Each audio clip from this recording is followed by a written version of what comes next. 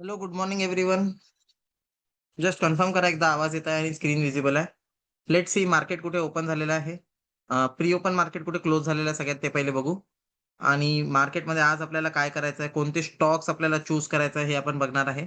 So 25,149 exactly flat market जे आहे ते झालेलं आहे. तर कॉल जो आपण सिलेक्ट करणार आहे तो 25,000 चा कॉल आपण सिलेक्ट करणार आहे. ऑप्शन्स निफ्टी 25,000 चा कॉल. टाइम जो लावणार आहे तो 1 minute time frame. 1 minute time frame 25,000 चा कॉल आणि जो पुट आपण सिलेक्ट करणार आहे, तो सिलेक्ट करणार आहे 25,300 चा पुट. तर 25,300 चा पुट आणि 25,000 चा कॉल हे दोन गोष्टी आपण सिलेक्ट जे आहे ते केलेले आहे. ओके. स्टॉक्समध्ये आपण जे स्टॉक्स आपण सिलेक्ट करणार आहे त्याच्यापैकी एक स्टॉक आहे केपीआयटी.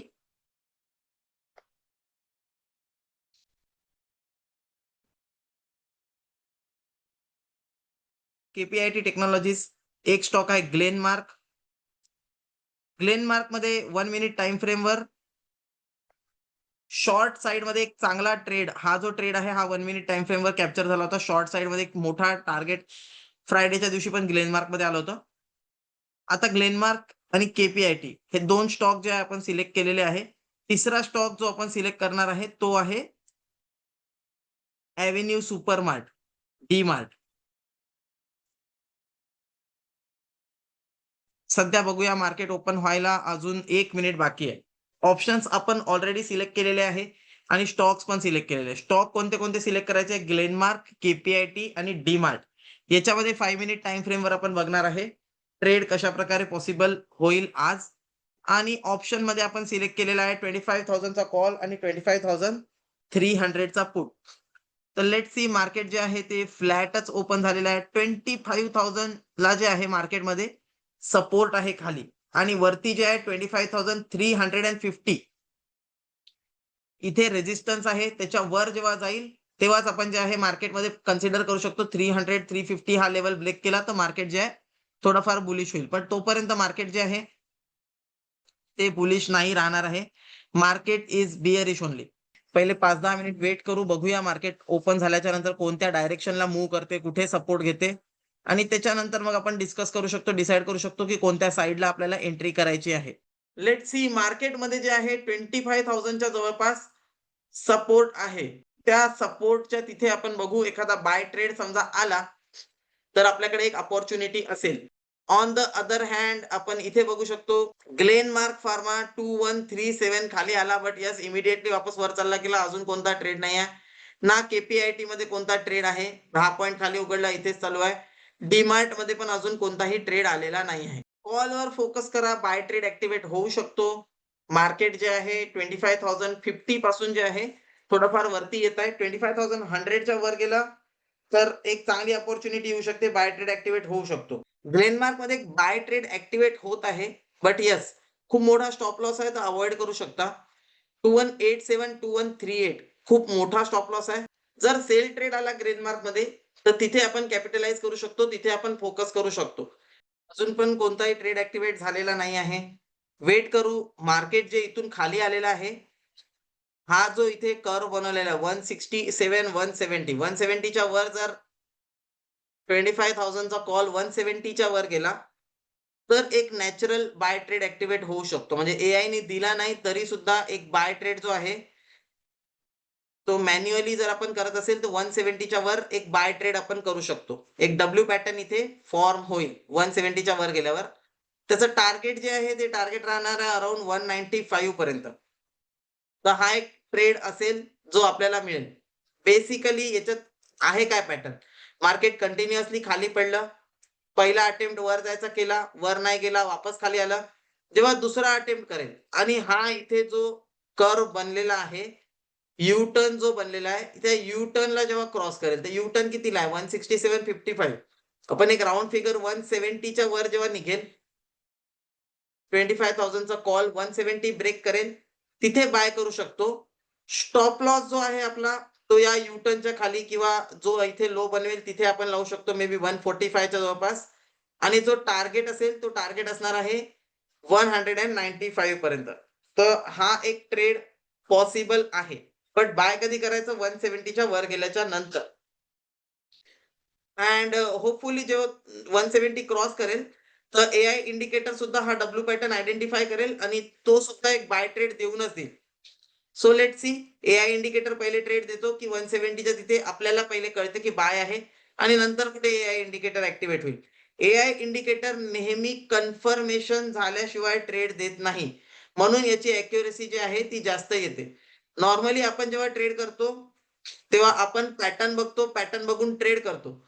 बट जेव्हा आपण पॅटर्न बघून आपण ट्रेड करतो, खूपदा असं होतं की ते पॅटर्नमध्ये रिव्हर्सल येऊन जाईल. तो पॅटर्न पूर्णपणे बनलेला नसेल. तर जोपर्यंत कन्फर्मेशन नाही येत, तोपर्यंत एआय इंडिकेटर ट्रेड नाही देत. XAU USD sell trade activate झालेला आहे.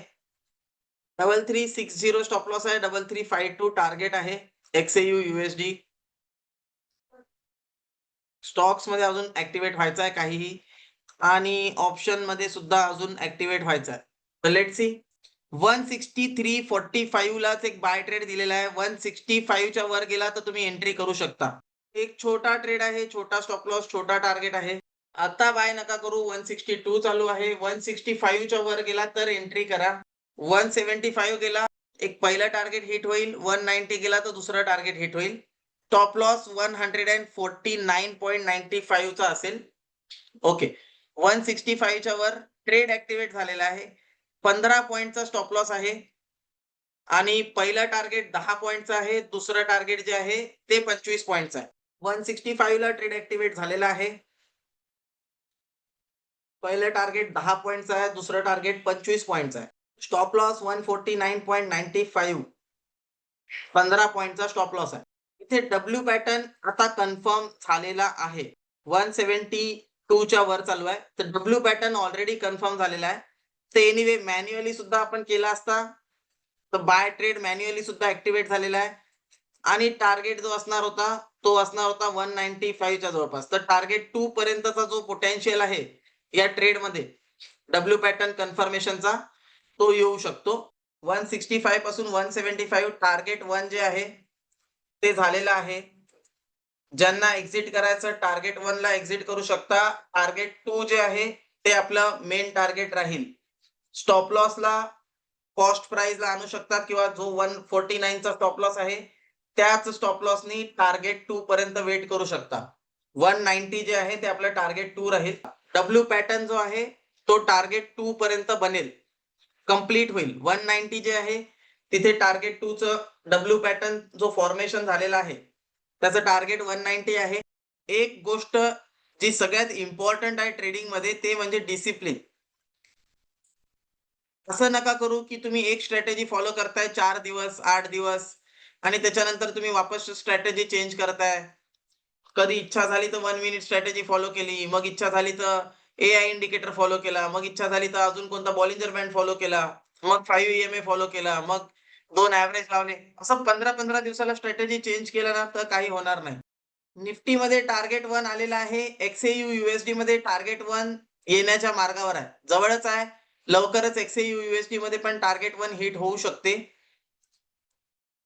Stocks on the other hand इथे अजून ट्रेड ॲक्टिव्हेट झालेला नाही आहे आणि निफ्टी टार्गेट 2 कडे जात आहे. 190 ला जे आहे सगळ्यांचा एक्झिट होऊन जाईल. तर ज्यांना 175 ला एक्झिट करायचा होता त्यांनी ऑलरेडी एक्झिट केलेला असेल. पण जसं मी ऑलरेडी तुम्हाला सांगितलं होतं, की डब्ल्यू पॅटर्नचं जे टार्गेट आहे, जे रेझिस्टन्स आहे ते 190 च्या जवळपास आहे. 190 टू 195 च्या रेंजमध्ये. तर 187, 185 चालू आहे सध्या. स्टॉप लॉसला 175 ला लावून टाका. म्हणजे टार्गेट 1 तुमचं सिक्युअर होऊन जाईल आणि 190 हिट झालेला आहे अल्मोस्ट. 190 टच केलेला आहे. टार्गेट 2 बुक करून घ्या प्रॉफिट. सगळेजण एक्झिट करून घ्या 190 ला. 189, 190 चालू आहे. टार्गेट 2 आलेलं आहे एआय इंडिकेटरमध्ये. प्रॉफिट बुक करून घ्या. ज्यांना मोठ्या टार्गेटसाठी होल्ड करायचं असेल, ते लोकं स्टॉप लॉसला 165 ला लावून 205 पर्यंत पण होल्ड करू शकतात. बट ज्यांचा पण टार्गेट 2 हिट झालेला आहे, ते लोकं बुक करून घेऊ शकतात. सध्या 195 चालू आहे. ऑप्शनमध्ये टार्गेट आलेला आहे. स्टॉकमध्ये कोणताही ट्रेड ॲक्टिव्हेट नाही आहे आणि एक्सएयू यूएसडीमध्ये पण टार्गेटच्या जवळपास येत आहे. तर याच्यात टार्गेट हिट होईल लवकरच. 3352 आला तर याच्यातही टार्गेट हिट होऊन जाईल. ओके, स्क्रीन सगळ्यांना विजिबल आहे. क्रिप्टो ऑलरेडी जेव्हा आपण ट्रेड करत होतो, क्रिप्टो थोडंसं जास्त ब्रोकरेजमुळे खूप साऱ्या स्टुडंट्सला प्रॉब्लेम फेस केला त्यांनी डेल्टा एक्सचेंजमध्ये. ब्रोकरेज जास्त लागत आहे.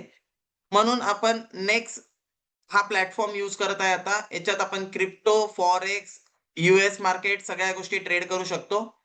जिथे बॅलन्स जे आहे तुम्हाला कमीत कमी मेंटेन करावं लागेल आणि ब्रोकरेज जे आहे ते पण तुम्हाला नाही लागणार.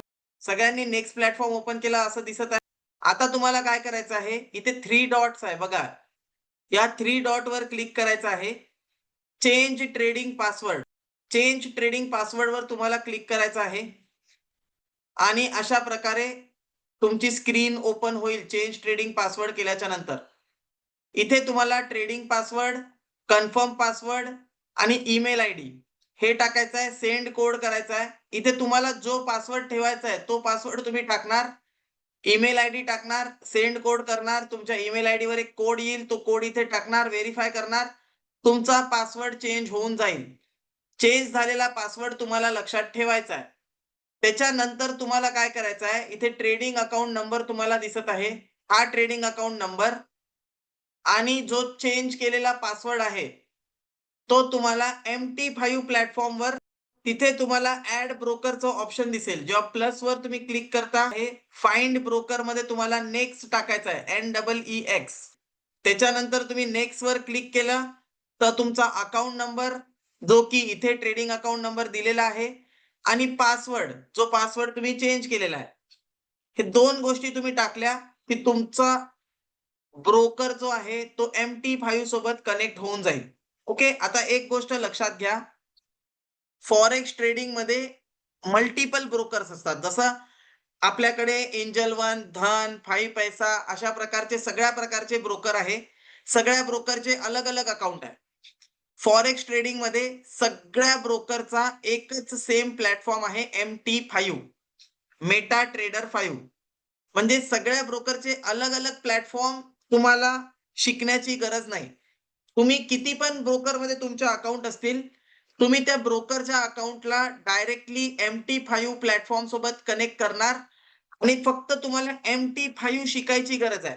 MT5 कसं वापरायचं?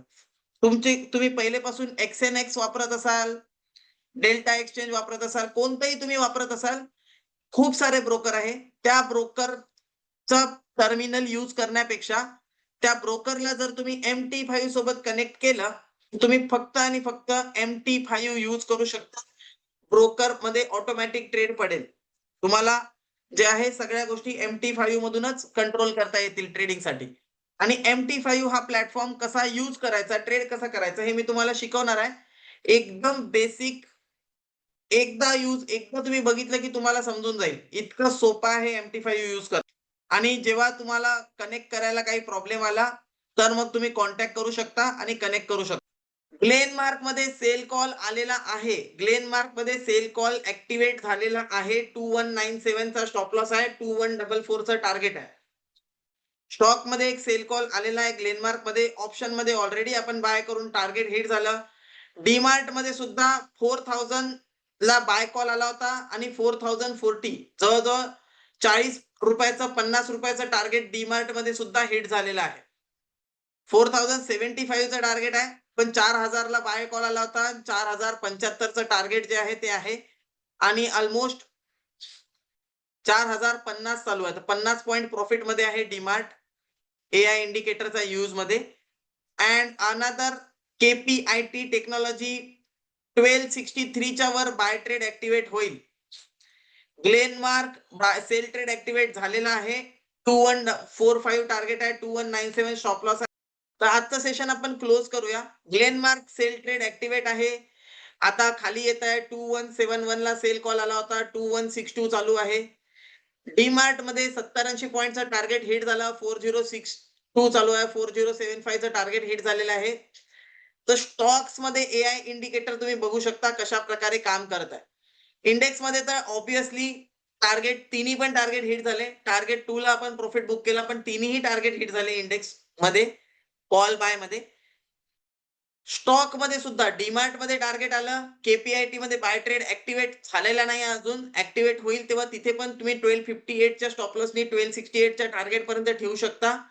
अँड ग्लेनमार्क ट्रेड ऍक्टिव्हेट झाला, 2164 चालू आहे, 2145 पर्यंतच्या टार्गेटसाठी वेट करू शकता. Okay, thank you everyone, bye bye.